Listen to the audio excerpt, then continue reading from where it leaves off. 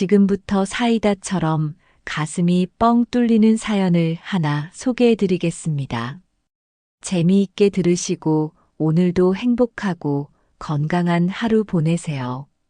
안녕하세요. 저는 박연주입니다. 올해 69이죠. 평생 법원에서 서기로 일했어요. 접수 도장 찍기, 시각기 찍기, 원본 대조 검사. 이런 일들이 제 본업이었습니다. 매일 아침 6시에 일어나서 신문부터 펼쳐보는 게 제 습관이에요. 그리고 우편함을 확인하고 등기 수령증이 있으면 꼼꼼히 정리해둡니다. 30년 넘게 몸에 밴 습관이라 은퇴한 지 4년이 지났지만 여전히 그래요. 제 집은 서울 관악구에 있는 오래된 연립주택입니다. 남편이 하늘나라로 가고 혼자 살기엔 좀 큰 편이지만 아이들 키우면서 살던 집이라 정이 많이 들었어요. 큰아들 태수는 결혼해서 따로 살고 작은아들 준호는 한동안 연락이 끊어진 상태였거든요. 그런데 지난주에 일어난 일은 정말 충격적이었어요. 손주 돌잔치 얘기가 나왔거든요. 첫째 손주라서 저도 얼마나 기대하고 있었는지 몰라요.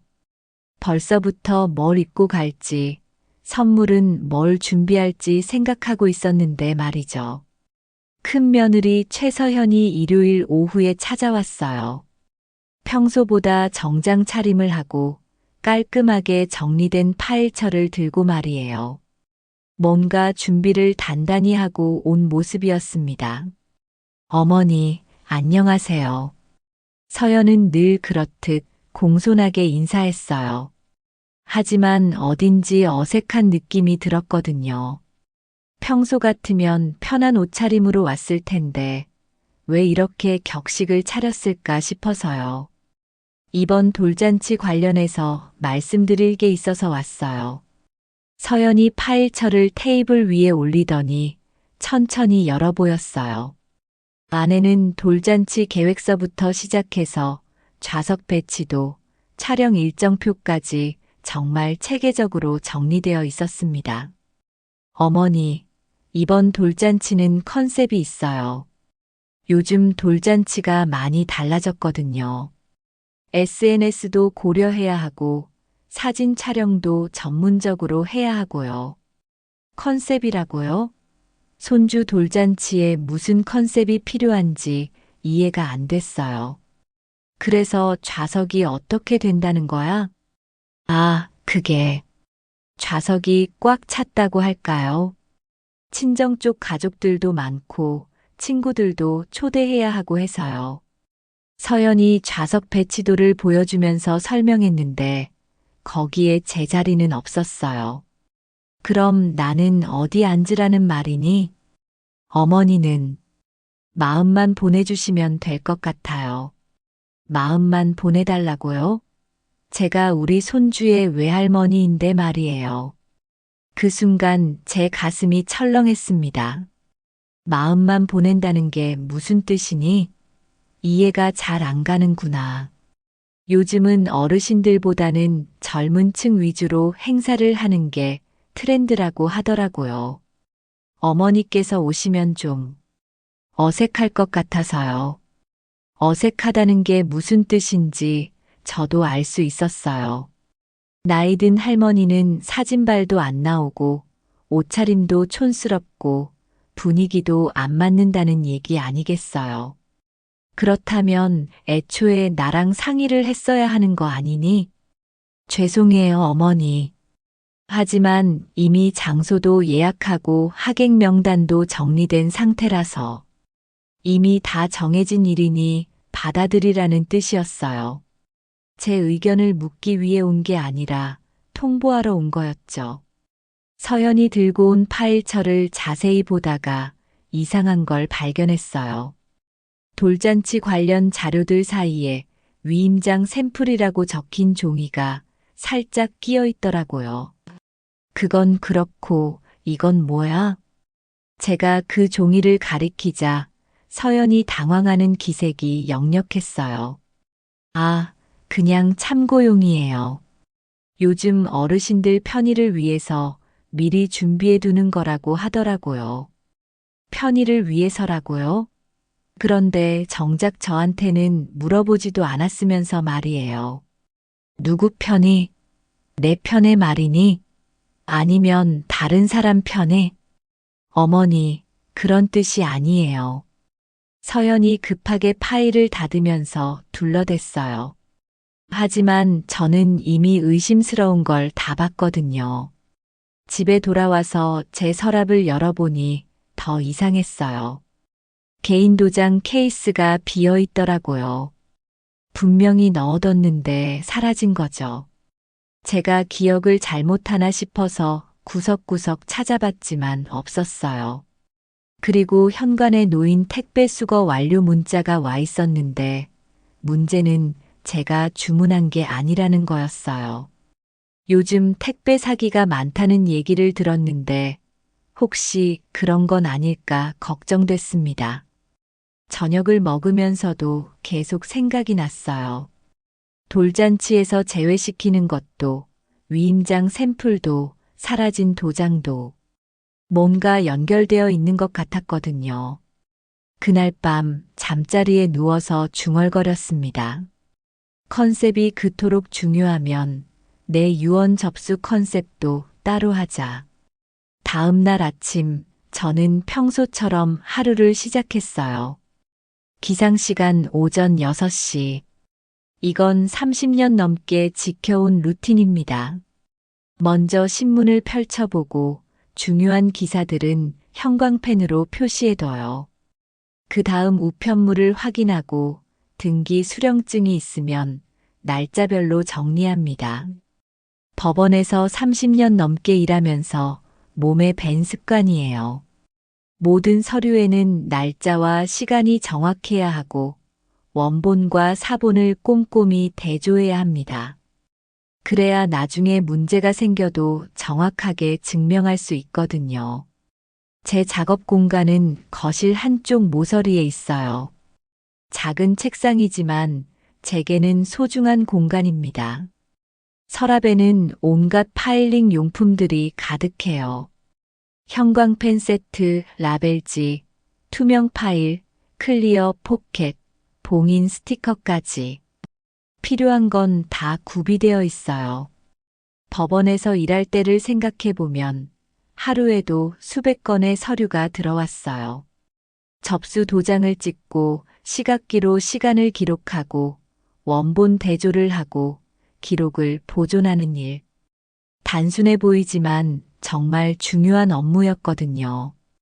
특히 시각기 업무가 기억에 남아요. 언제 어떤 서류가 들어왔는지 정확한 시간을 찍어주는 거였는데 이게 나중에 법적 분쟁이 생겼을 때 결정적 증거가 되곤 했어요. 몇 분 차이로 승부가 갈리는 경우도 많았거든요. 연주 씨, 이 서류 언제 들어온 거예요? 변호사들이 문의해 오면 저는 정확한 시각기 기록을 보여줬어요.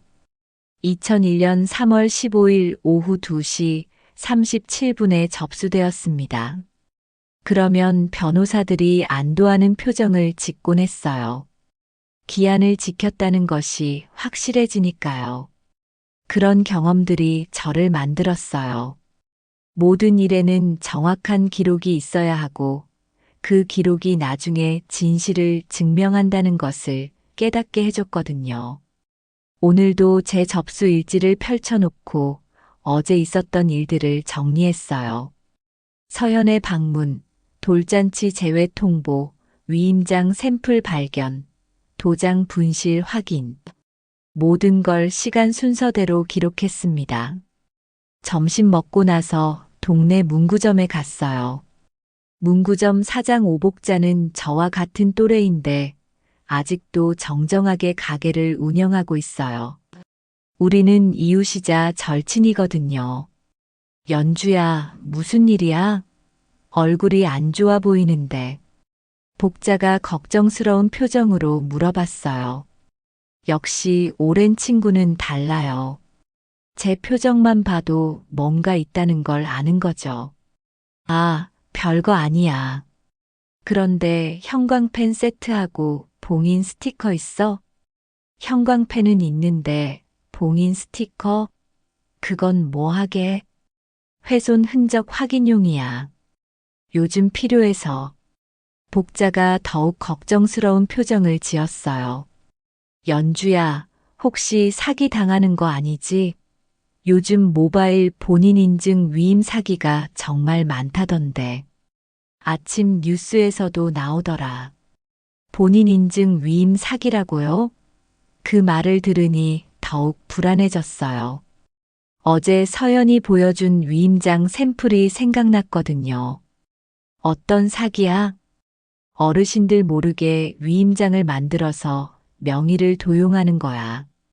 도장이나 인감도 몰래 가져다 쓰고. 정말 무서운 세상이야. 복자의 설명을 들으니 소름이 돋았어요.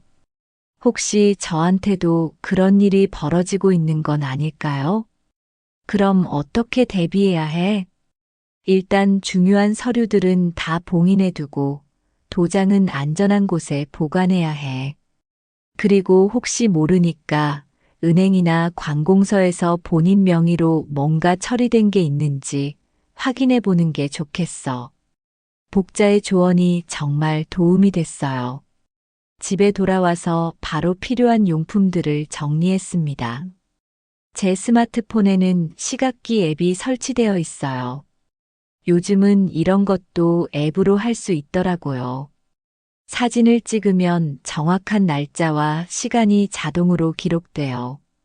2025년 9월 14일 오후 3시 22분.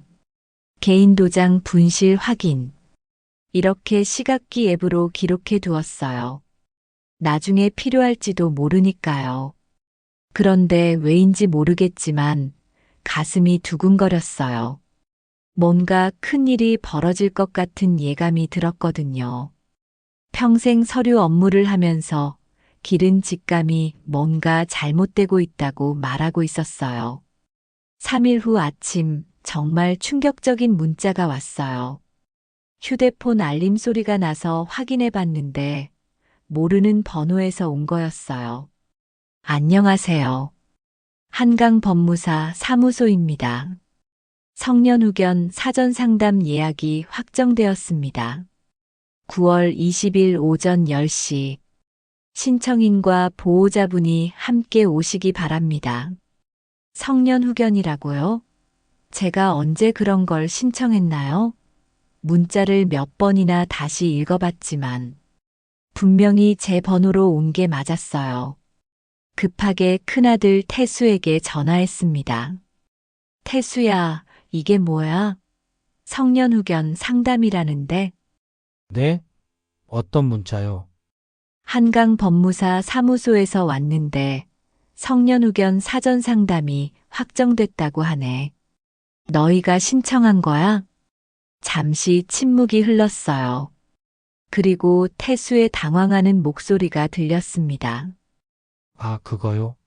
어머니 위해서 미리 알아본 거예요. 요즘 어르신들 혼자 계시면 사기도 많이 당하고 복잡한 일들도 많잖아요. 내가 언제 도움 달라고 했어? 사기 당한 것도 아니고 복잡한 일이 뭐가 있다고? 서연이가 걱정해서요. 어머니 혼자 계시니까 불안하다고. 또 서연이 걱정해서라는 말이 나오네요. 정말 저를 걱정해서 하는 일일까요? 태수야, 성년후견이 뭔지 너 알고 있어? 대충은 알죠. 어르신들 재산 관리 같은 거 도와주는 거 아니에요. 대충 안다고요? 성년후견은 법원에서 정식으로 판단 능력이 부족하다고 인정해야 개시되는 제도예요. 쉽게 말해서 저를 정신적으로 문제가 있는 사람으로 만들겠다는 거였어요. 태수야, 그거 함부로 하는 거 아니야. 나한테 먼저 상의했어야지. 죄송해요, 어머니. 하지만 서연이가 정말 어머니 걱정해서 하는 일이에요. 그날 저녁 가족 단체 채팅방에 이상한 사진이 올라왔어요.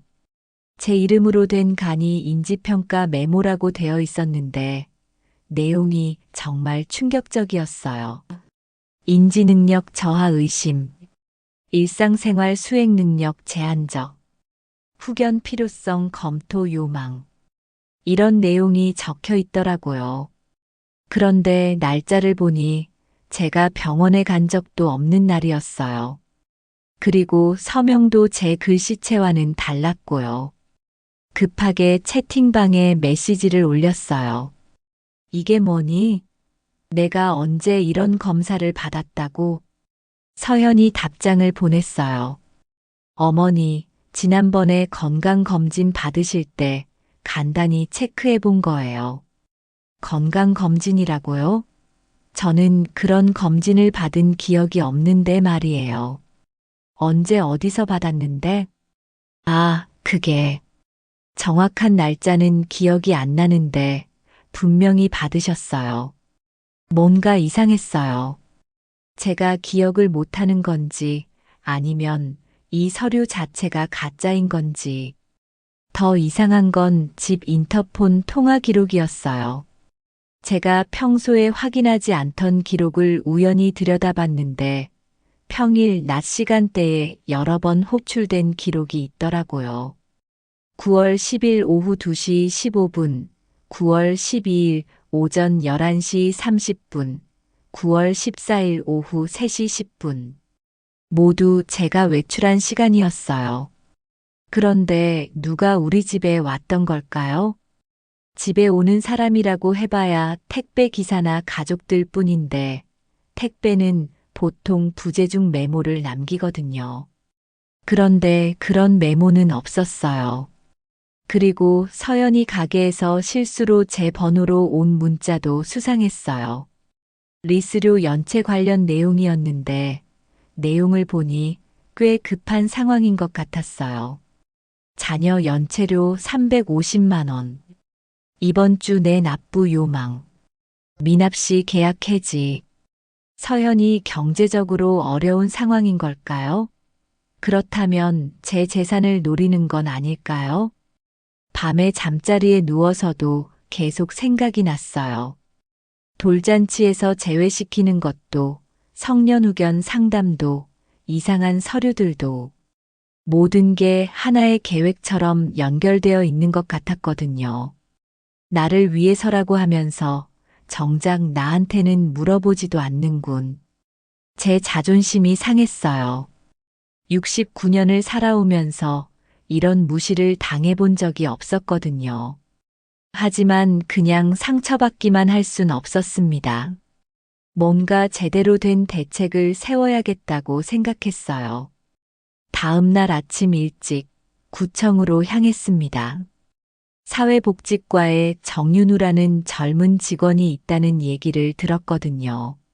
노인 권익 보호에 관심이 많다고 해서 한번 상담받아보기로 했어요. 구청 사회복지과는 아침부터 사람들로 북적였어요. 번호표를 뽑고 기다리는데 제 앞에도 나이 드신 분들이 많더라고요. 다들 복잡한 서류를 들고 와서 상담받고 계셨어요. 25번 박연주님. 드디어 제 차례가 됐어요. 정윤우 씨는 30대 중반으로 보이는 젊은 남자였는데 정말 친절하게 맞아주더라고요. 어르신 무슨 일로 오셨어요? 성년후견 관련해서 상담받고 싶어요. 그런데 제가 신청한 게 아니라 가족들이 알아서 진행하고 있는 것 같아서요. 윤우 씨 표정이 순간 심각해졌어요. 펜을 들고 메모를 시작하더라고요. 가족분들과 사전 상의 없이 진행된다는 말씀이세요? 네, 그래요. 저는 전혀 모르는 상태에서 법무사 사무소에서 상담 예약이 잡혔다고 연락이 왔어요. 그건 문제가 될 수 있어요. 성년 후견은 무엇보다 본인 의사가 가장 중요하거든요. 억지로 진행할 수 있는 게 아니에요. 윤우 씨가 자세한 상황을 물어봤어요. 돌잔치 제외 사건부터 시작해서 위임장 샘플 사라진 도장, 이상한 진단서까지 모든 걸 설명해 드렸어요. 어르신, 이건 단순한 가족 갈등이 아니에요. 법적으로 문제가 될 수 있는 상황이거든요. 윤우 씨는 공익 변호사를 소개해 주겠다고 했어요. 이혜진 변호사라는 분인데 50대 여성 변호사로 문서 위조나 변조 사건을 전문적으로 다룬다고 했어요. 일단 오늘 오후에 약속을 잡아드릴게요. 그리고 어르신, 지금부터는 모든 일을 기록으로 남기시는 게 좋겠어요. 기록이요? 네, 누가 언제 뭐라고 했는지, 어떤 서류를 받는지, 모든 걸 날짜와 시간까지 정확하게 기록해 두세요. 나중에 증거로 쓸 수 있거든요. 역시 전문가는 다르더라고요. 제가 평생 해온 일과 똑같은 얘기를 하는 거예요. 오후에 이혜진 변호사를 만났습니다. 작은 법률사무소였는데 벽에는 온갖 사회공헌 활동 인증서들이 걸려 있었어요. 진짜 공익을 위해 일하는 변호사구나 싶었어요. 어머님, 상황을 자세히 설명해 주세요. 이혜진 변호사에게 모든 상황을 설명했더니 정말 심각하게 받아들이더라고요. 어머님, 이건 정말 심각한 문제예요. 지금 당장 몇 가지 조치가 필요해요. 변호사는 체계적으로 설명해 주었습니다. 첫째, 정식 신경심리검사를 받으세요. 큰 병원에서 정확한 검사를 받아서 어머님 인지 능력에 전혀 문제 없다는 걸 공식적으로 확인하는 거예요. 둘째, 도장 분실 신고를 하시고 새로 발급받으세요. 그리고 인감증명서 비밀번호도 바꾸시고요. 혹시 모르니까 기존 인감도 새로 등록하는 게 좋겠어요. 셋째, 그간이 진단서 원본을 확인해야 해요. 날짜나 서명, 병원 직인에 문제가 있는지 정밀하게 대조 검사를 의뢰할 수 있거든요. 넷째, 집 출입 기록을 확보하세요. 관리사무소에 CCTV 열람 신청을 하시고 인터폰 통화 기록도 출력 요청하세요. 정말 체계적이었어요. 역시 전문가는 접근 방식부터 달랐습니다. 그리고 어머님, 평소에 서류 관리를 정말 잘하시는 것 같아요. 법원에서 일하셨다고 하셨죠? 네, 30년 넘게 기록계에서 일했어요. 그럼 증거 수집이나 서류 정리는 문제 없으시겠네요. 지금부터 모든 걸 증거로 생각하고 보관해 주세요. 집에 돌아와서 문구점에서 산 봉인 스티커를 활용했어요. 제 서랍에 하나씩 붙이고 현관문 비밀번호 입력 패널에도 작은 스티커를 붙여뒀어요. 누군가 건드리면 흔적이 남을 거예요. 제 접수 일지도 새로운 형식으로 만들었습니다. 날짜, 시간, 대상 내용, 근거 자료까지 상세하게 기록할 수 있도록 말이에요. 법원에서 쓰던 접수 양식을 조금 변형한 거였어요. 2025년 9월 17일 오전 10시 30분. 구청 사회복지과 정윤우 상담. 성년후견 문제 신고 완료. 2025년 9월 17일 오후 2시 15분. 이혜진 변호사 상담. 법적 대응 방안 4개 항목 확인. 증거 수집 지시사항 접수. 이렇게 꼼꼼하게 기록해두니 마음이 좀 든든해졌어요. 이제 제대로 대응할 준비가 된 것 같았거든요. 평생 해온 일이니까 자신 있었어요. 이틀 후 변호사 사무소에서 정말 중요한 결정을 내렸습니다. 유언을 작성하기로 한 거예요. 그런데 보통 유언과는 완전히 다른 방식으로 말이죠. 선생님, 저는 단순히 재산을 나눠주는 유언이 아니라 좀 특별한 조건을 달고 싶어요. 어떤 조건 말씀이세요? 사람 대접 행동 지표라고 할까요? 그걸 충족시킨 사람한테만 유산을 주고 싶어요. 이혜진 변호사가 정말 흥미롭다는 표정을 지었어요. 구체적으로 어떤 지표를 생각하고 계신가요? 첫째, 월 1회는 직접 방문해야 해요. 영상통화나 전화는 안 돼요. 실제로 와서 안부를 확인해야 합니다. 둘째, 분기 1회는 병원에 동행해줘야 해요. 검진이든 치료든 함께 가서 상황을 파악해야 하고요. 셋째, 위급 상황이 생기면 현장에 와서 직접 처리해줘야 합니다. 누군가에게 맡기거나 대리로 처리하면 안 돼요. 변호사가 메모를 하면서 물어봤어요. 그런 조건들을 어떻게 증명할 건가요? 접수 중이요. 방문할 때마다 사진을 찍고 시각기 앱으로 시간을 정확히 찍어서 행동 로그에 첨부하는 거예요. 병원 동행도 진료비 영수증이나 처방 전, 진료 확인서로 증명하고요. 위급 상황 대응도 마찬가지예요. 어떤 문제가 생겼는지, 언제 현장에 왔는지, 어떻게 해결했는지 모든 걸 기록으로 남겨야 해요. 변호사가 정말 감탄했어요. 어머님, 정말 체계적이시네요. 이런 조건을 왜 생각하게 되셨어요? 평생 서류 일을 하면서 깨달은 게 있어요. 말로는 누구나 효도하겠다, 잘해드리겠다 할 수 있어요. 하지만 행동은 거짓말을 못해요. 특히 기록으로 남는 행동은 더욱 그렇죠. 날짜와 시간이 찍힌 사진, 병원 영수증, 공식 서류들. 이런 건 조작하기도 어렵고 증거 능력도 확실하거든요.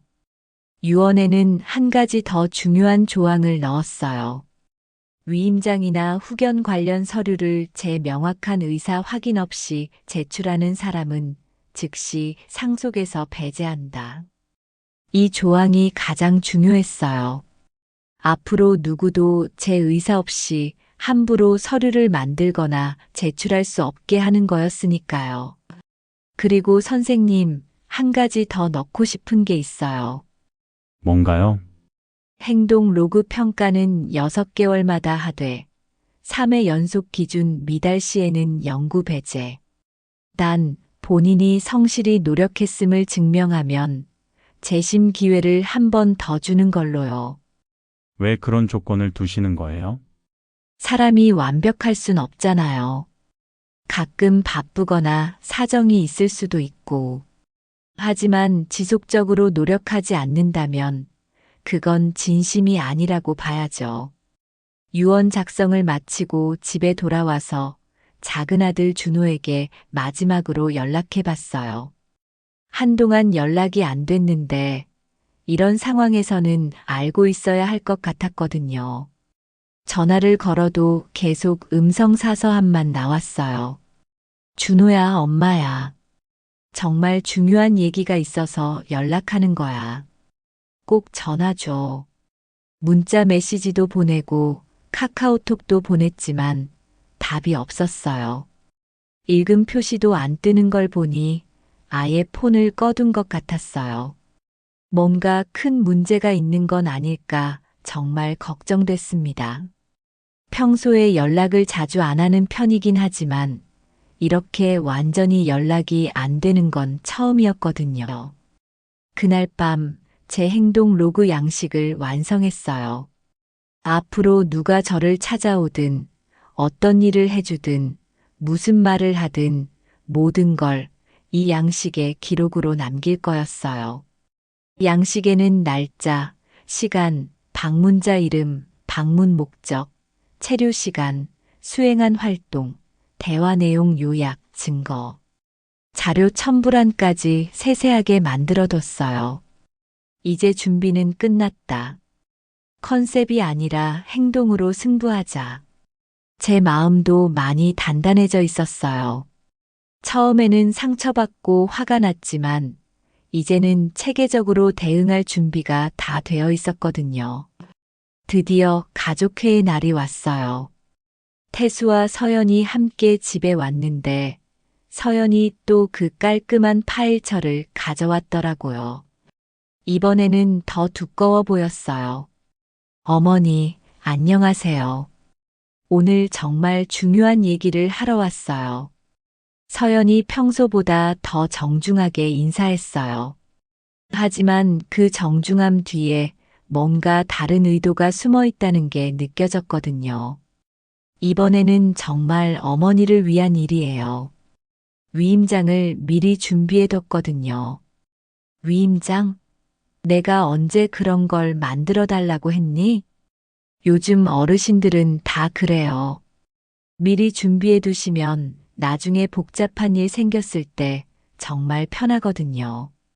서연이 파일을 열면서 자신있게 설명하기 시작했어요. 안에는 정말 다양한 서류들이 들어있었어요. 위임장은 물론이고 통장 관리 동의서, 부동산 처분 동의서까지. 이렇게 미리 준비해 두시면 은행 일도 저희가 대신 할 수 있고 혹시 건강에 문제가 생기셔도 바로 처리할 수 있어요. 태수도 거들었어요. 어머니 정말 편의를 위한 거예요. 요즘 은행도 서류가 복잡하고 관공서 일도 어려우시잖아요. 하지만 저도 준비한 게 있었습니다. 서연아, 태수야, 그 얘기하기 전에 궁금한 게 있어. 저는 미리 준비해둔 자료들을 꺼냈어요. 평일 낮에 우리 집에 누가 왔었나? 네. 무슨 말씀이세요? 서연이 당황하는 기색을 숨기려고 했지만 제 눈에는 다 보였어요. 저는 인터폰 통화 기록 출력물을 보여줬어요. 9월 10일 오후 2시 15분, 9월 12일 오전 11시 30분, 9월 14일 오후 3시 10분. 이렇게 3번이나 누군가 벨을 눌렀더라고.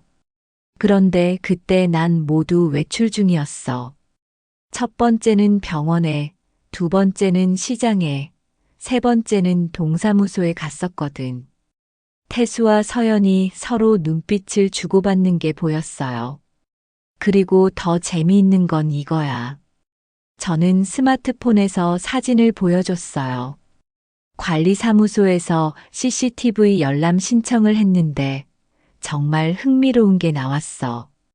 사진에는 서연이 우리 집 현관문 앞에 서 있는 모습이 찍혀 있었어요. 9월 10일 오후 2시 15분. 서연이가 우리 집 현관문 앞에 서 있는 모습이야. 그리고 20분 후에는 뭔가를 들고 나오더라고. 서연의 얼굴이 순식간에 빨개졌어요. 어머니, 그건 잠깐, 아직 끝나지 않았어. 저는 서랍에서 봉인 스티커를 떼어낸 증거 사진을 보여줬어요.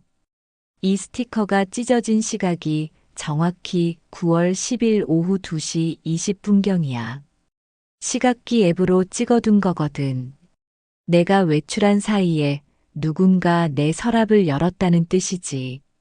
그것도 현관문 비밀번호를 알고 들어와서 말이야. 이번에는 태수가 변명하려 했어요. 어머니 그건 저희가. 그리고 이것도 봐.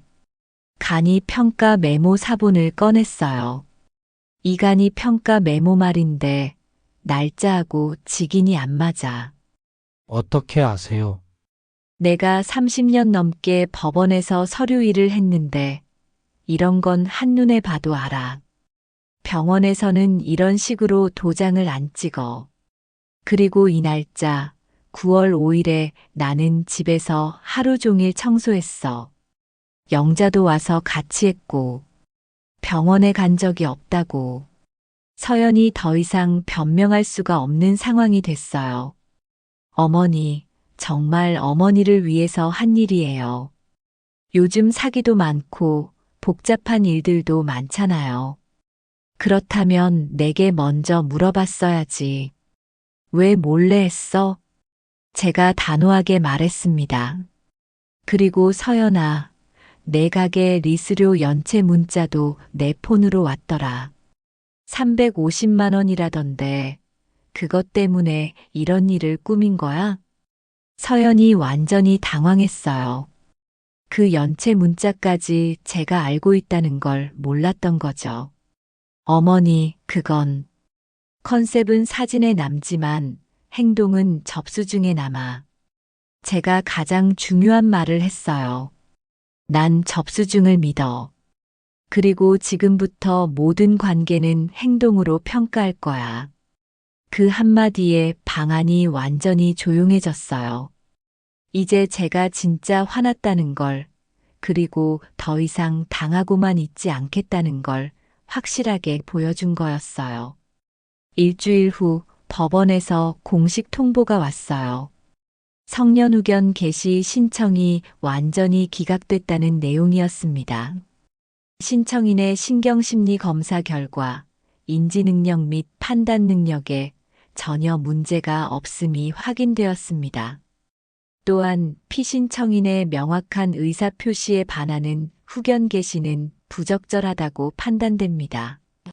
저는 정말 안도했어요. 제가 정상적인 판단 능력을 가지고 있다는 게 법적으로도 공식 확인된 거였으니까요. 그동안 받았던 스트레스가 한순간에 사라지는 기분이었어요. 하지만 그날 오후 정말 예상하지 못한 방문객이 찾아왔어요. 작은 아들 준호였습니다. 한 달 넘게 연락이 안 됐던 준호가 갑자기 나타난 거예요. 인터폰이 울려서 나가봤는데 준호가 현관 앞에 서 있더라고요. 얼굴이 많이 초췌해 보였고 옷차림도 평소와 달리 단정하지 못했어요. 엄마 안녕하세요. 준호야, 어디 갔었어? 연락도 안 되고. 엄마 죄송해요. 들어가서 얘기할게요. 준호가 고개를 푹 숙이고 들어왔어요. 뭔가 큰 일이 있었다는 게 한눈에 보였거든요. 준호야, 무슨 일 있었어? 엄마 사실 말씀드릴 게 있어요. 준호가 거실 소파에 앉더니 한참을 망설이다가 입을 열었어요. 제가 카드 빚이 좀 많이 생겼어요. 얼마나? 한 3천만 원 정도요. 3천만 원이라고요? 그 돈을 어디에 썼길래 이렇게 많은 빚을 진 거죠? 그리고 친구 보증도 잘못 써서 준호가 더 충격적인 얘기를 털어놨어요. 친구가 사업자금 대출을 받을 때 보증을 서줬는데 그 친구가 사업에 실패해서 잠적해버렸다는 거예요. 그 보증 금액이 얼마인데? 한 7천만 원이요. 총 1억 원이라는 얘기였어요. 29살짜리가 감당하기에는 너무 큰 빚이었죠. 그래서 지금까지 어디 있었어? 친구 빚 때문에 채권자들이 계속 연락해서 폰도 꺼두고 친구 집에 있었어요. 준호의 설명을 들으니 상황이 정리됐어요. 그래서 연락이 안 됐던 거였구나. 그런데 엄마 사실 서연 누나한테 도움을 요청했어요. 서현이한테? 네, 누나가 처음에는 자기 사업도 어렵다고 했는데 나중에 방법이 있다고 하더라고요. 준호가 말하는 방법이 뭔지 벌써 짐작이 됐어요. 엄마 명의로 대출을 받을 수 있다고 하더라고요. 위임장만 있으면 된다고. 역시 그거였어요. 모든 진실이 드러나는 순간이었습니다. 누나가 어르신들은 보통 이런 식으로 처리한다고 나중에 갚으면 되니까 괜찮다고 설득했어요. 그래서 너는 동의했고, 처음에는 안 된다고 했어요. 엄마한테 피해 드릴 수 없다고.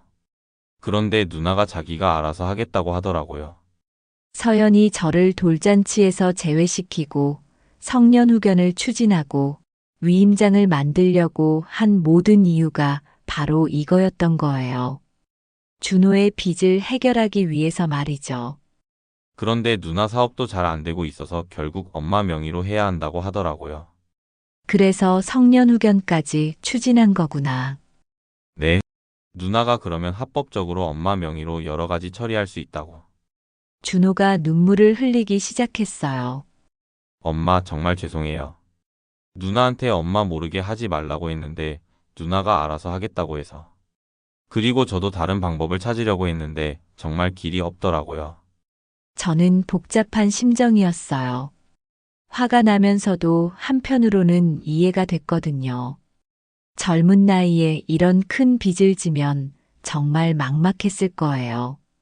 하지만 그렇다고 해서 제 의사를 완전히 무시하고 몰래 진행해도 된다는 뜻은 아니었어요. 준호야, 도움이 필요하면 처음부터 솔직하게 말했어야지. 왜 이런 식으로 했어? 창피해서 말을 못 하겠더라고요, 엄마. 그리고 누나가 어차피 엄마는 모르게 처리할 수 있다고 해서. 그 일이 있고 나서 석 달이 지났어요. 저는 완전히 새로운 규칙을 만들었습니다. 감정적으로 대응하는 대신 체계적으로 접근하기로 한 거죠. 서현과 태수에게는 6개월간 행동 로그 평가 조건을 제시했어요. 말로만 하는 반성이 아니라 실제 행동으로 보여달라는 거였죠. 매월 1회 이상 직접 방문하기. 전화나 영상 통화는 인정 안 해. 분기 1회 이상 병원 동행하기. 건강검진이든 치과든 실제로 함께 가야 함. 긴급 상황 발생 시 24시간 내 현장 대응하기. 각 활동마다 사진과 영수증 등 증거 자료 제출하기. 처음에는 복잡하다고 불평했지만 제가 단호하게 얘기했어요. 이게 싫으면 아예 포기해도 돼. 하지만 중간은 없어. 준호에게는 다른 조건을 제시했습니다. 개인회생 절차를 조건부로 지원해주되 모든 과정을 투명하게 공개하라고 한 거예요. 매주 1회 진행 상황 보고서 제출하기. 회생 관련 모든 서류 사본 제출하기. 거짓말이나 숨기는 일 발견 시 즉시 지원 중단. 회생 완료 후 2년간 매월 가계부 제출하기. 첫 번째 평가 시점이 왔어요. 3개월 후였는데 결과는 생각보다 나쁘지 않았습니다. 태수는 매월 정말로 방문했어요. 그냥 형식적으로 들르는 게 아니라 제대로 된 시간을 내서 말이에요. 보통 2시간 정도 머물면서 집안일도 도와주고 이런저런 얘기도 나눴어요. 어머니 이거 전구 갈아드릴게요. 청소기 먼지도 비워놨어요. 작은 일들이지만 꾸준히 해줬어요. 병원 동행도 빠뜨리지 않았고요. 건강검진 때도 함께 가서 결과까지 같이 들었어요. 서연은 처음에는 정말 어색해했어요. 그동안 체면만 신경 쓰다가 갑자기 실질적인 행동을 해야 하니까 부담스러워했던 거죠. 하지만 점차 변화하더라고요. 한 달째부터는 직접 만든 반찬을 가져오기 시작했어요. 어머니, 이거 제가 만든 잡채예요. 어머니 입맛에 맞을지 모르겠지만 김치찌개도 끓여왔어요. 제가 만든 김치로요. 그리고 정말 놀라운 변화가 있었어요. 서연이 자기 레스토랑에서 무료 법률 상담 데이를 시작한 거예요. 어머니, 제가 변호사 선생님들 모셔서 어르신들 위한 상담을 시작했어요. 매주 토요일마다 하는데 동네 어르신들이 정말 좋아하세요. 체면과 컨셉 대신 실제로 도움이 되는 일로 바꾼 거였어요. 저는 정말 기특했습니다. 준호는 개인회생 일정을 정말 성실하게 지키고 있었어요. 매주 보고서도 빠짐없이 제출했고 법무사와의 상담 내용도 상세하게 정리해서 알려줬어요. 엄마, 이번 주에는 채권자 집회가 있었어요. 다행히 잘 진행됐어요. 다음 달에 최종 승인 나올 것 같아요. 무엇보다 연락을 정기적으로 하기 시작했어요. 매주 일요일마다 안부 전화를 하고 중요한 일이 있으면 바로바로 알려줬어요. 저는 동네 문구점 옆에 작은 공간을 마련했어요. 시니어 서류 도움 접수 창구라고 이름을 지었죠. 오복자와 함께 운영하기 시작했습니다. 연주야, 이거 정말 좋은 생각이야. 동네 어르신들이 얼마나 고마워하시는지 몰라. 어르신들이 복잡한 서류 때문에 고민하시면 도와드리는 거예요. 접수 도장 찍는 법, 시각기 활용하는 법, 증거 서류 정리하는 법. 평생 해온 일이니까 정말 자신 있게 알려드릴 수 있었어요. 박 선생님, 이제 사기 당할 걱정도 없고 뭔 일이 생겨도 기록이 다 있으니까 정말 안심이 돼요. 우리도 이런 방법이 있는 줄 몰랐어요. 정말 고맙습니다. 동네 어르신들이 정말 고마워하시면서 말씀해 주셨어요. 제가 평생 쌓아온 경험과 지식이 이렇게 도움이 될 줄 몰랐거든요. 가끔 서연이나 태수도 이 접수 창구에 놀러 와요. 처음에는 어색했지만 이제는 자연스럽게 도와주기도 하고요.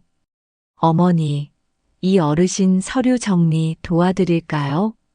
제가 복사기 사용법 알려드릴게요. 태수와 서연이 자연스럽게 어르신들을 도와드리는 모습을 보면 정말 뿌듯했어요. 예전에는 체면과 형식만 중요하게 생각했는데, 이제는 실질적인 도움을 주는 방법을 알게 된 거죠. 6개월 평가 시점이 왔을 때 정말 놀라운 결과가 나왔어요. 태수는 6개월 동안 한 번도 빠뜨리지 않고 방문했어요. 총 26회 방문에 평균 체류 시간 2시간 15분. 병원 동행도 4회 완료했고, 긴급 상황 대응도 2회 성공적으로 처리했어요. 어머니 이제 정말 자연스러워졌어요. 처음에는 의무감 때문에 했는데 지금은 정말 즐겁게 오게 돼요. 서현도 마찬가지였어요. 방문 22회, 병원 동행 3회, 그리고 무료 법률 상담 데이를 통해 총 47명의 어르신을 도와드렸어요. 어머니, 어르신들이 정말 고마워하세요. 제가 이런 일을 할 줄 몰랐는데 해보니까 정말 보람있어요. 준호는 개인 회생을 성공적으로 마쳤고 이제 새로운 일자리도 구했어요. 영상 편집 실력을 인정받아서 작은 광고 회사에 정규직으로 취직한 거예요. 엄마, 이번 달부터 월급 받기 시작했어요. 많지는 않지만 꾸준히 갚아나갈게요. 무엇보다 가족 관계가 완전히 달라졌어요. 예전에는 형식적인 만남이 많았는데 이제는 진짜 소통하는 관계가 된 거죠. 어머니 요즘 어떠세요? 좋아, 정말 좋아. 너희들이 이렇게 챙겨주니까 외롭지도 않고. 그런데 어머니 처음에 행동 로고 얘기 들었을 때는 정말 당황했어요. 태수가 웃으면서 말했어요. 하지만 해보니까 정말 좋은 방법이더라고요. 뭘 해야 하는지 명확하니까 오히려 편해요. 서현도 동감한다고 했어요. 맞아요. 예전에는 뭘 해야 효도하는 건지 막연했는데, 이제는 정확히 알 수 있어서 좋아요. 제 접수 창구도 점점 유명해져서 다른 동네에서도 찾아오는 분들이 생겼어요. 심지어 젊은 분들도 오시더라고요. 어머님, 저희 부모님께도 이런 방법을 알려드리고 싶어요. 어떻게 하면 부모님과 좋은 관계를 유지할 수 있을까요? 그래서 저는 부모 자식 관계 행동 지침서라는 걸 만들었어요. 제 경험을 바탕으로 해서 어떻게 하면 서로 만족할 수 있는 관계를 만들 수 있는지 정리한 거죠. 몇 달 전만 해도 돌잔치에서 제외당하고 성년후견으로 무력화될 뻔했던 제가 이제는 동네에서 가장 바쁜 사람이 되었어요. 오늘도 접수 창구에 앉아서 어르신 3분의 서류를 도와드렸어요. 국민연금 신청서 작성, 건강보험 환급 신청, 부동산 등기부 열람 신청. 모두 성공적으로 처리해드렸죠. 박 선생님 정말 고맙습니다.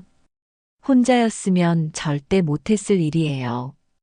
이제 뭔 일이 있어도 여기 오면 되니까 든든해요. 어르신들이 고마워하시는 모습을 보면 정말 기분이 좋아요.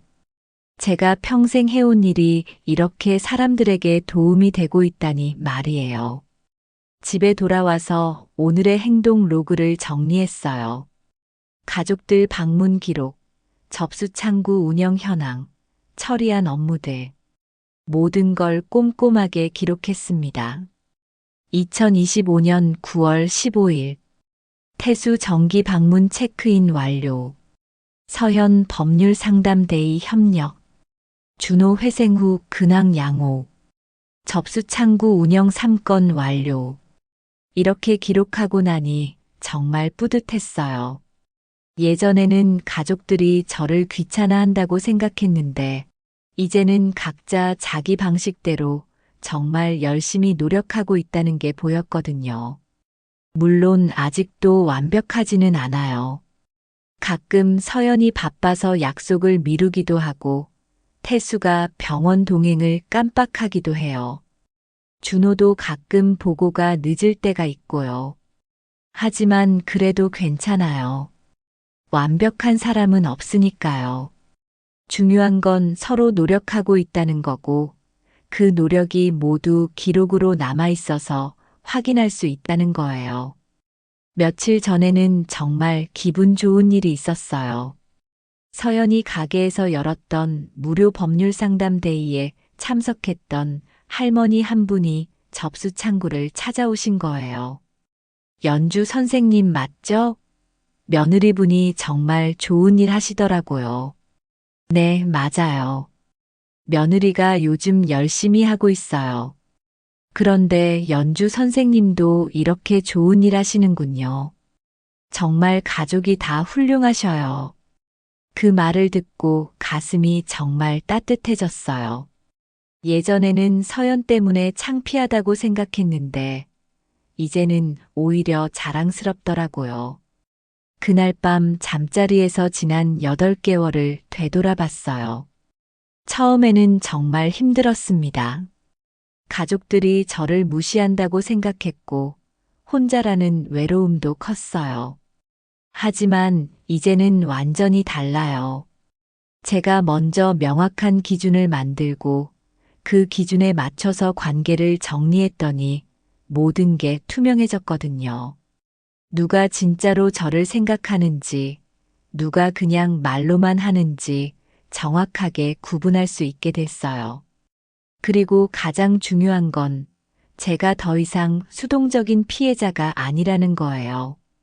능동적으로 문제를 해결하고 새로운 관계를 만들어가는 주체가 된 거죠. 접수 도장 소리가 들려올 때마다 생각해요. 이게 바로 제 인생의 소리구나. 정확하고 명확하고 기록으로 남는 소리. 그리고 누구든 인정할 수밖에 없는 증거가 되는 소리 말이에요. 내일도 접수 창구에 앉아서 어르신들을 도와드릴 거예요.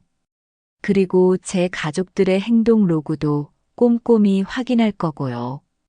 이제 준호도 결혼 얘기가 나오고 있어요. 좋은 사람을 만나서 진지하게 사귀고 있다고 하더라고요.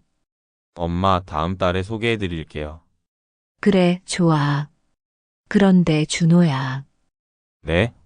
그 친구한테도 우리 행동 로그 방식을 설명해줘. 처음부터 명확하게 하는 게 서로에게 좋아. 준호가 웃으면서 대답했어요. 네, 엄마. 이미 얘기했어요. 그 친구도 정말 좋은 방법이라고 하더라고요. 컨셉이 아니라 행동으로, 말이 아니라 기록으로. 이것이 바로 69세 박연주가 찾아낸 자존의 방법입니다. 그리고 마지막으로 가장 중요한 말을 다시 한번 되뇌어 봅니다. 내 인생 접수 창구는 내가 연다. 번호표는 사람 대접하신 분들 먼저다. 이 말을 혼잣말로 중얼거리면서 오늘 하루도 마무리했어요. 내일도 모레도 계속해서 이런 방식으로 살아갈 거예요. 명확하고 공정하고 기록으로 증명되는 관계들 속에서 말이에요. 여기까지 제 이야기 들어주셔서 감사드립니다. 재미있게 들으셨다면 좋아요와 구독 부탁드립니다. 오늘도 빛나는 하루 보내시고 항상 건강하세요. 지금까지 감사인생이었습니다.